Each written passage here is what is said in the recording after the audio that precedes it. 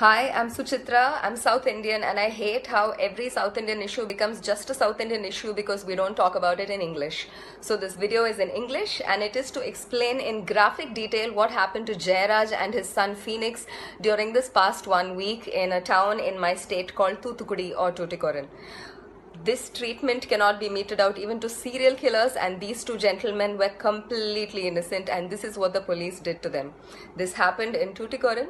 First, their knees were smashed with sticks or lathis. Their knees were completely crushed and smashed. Next, their faces were pushed against a wall and blows were rained on their backs and bottom till it ripped and bled.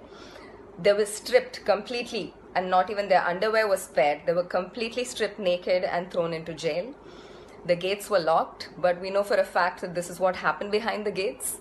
They were taken to a spot where there were no CCTV cameras, and steel-tipped wooden lathis or batons or sticks, batons or sticks were shoved up their buttholes several times. And there was also a great deal of torture and damage inflicted on their genitalia, because eyewitnesses of the body have stated, they've said that both the genital region and the backside were completely ripped and mangled.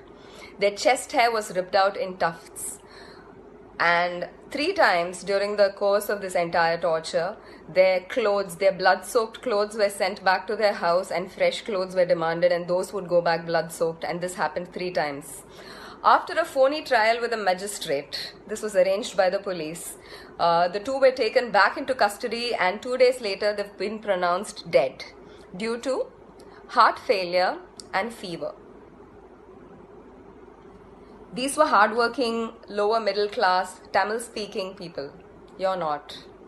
Please tell their story or share this one.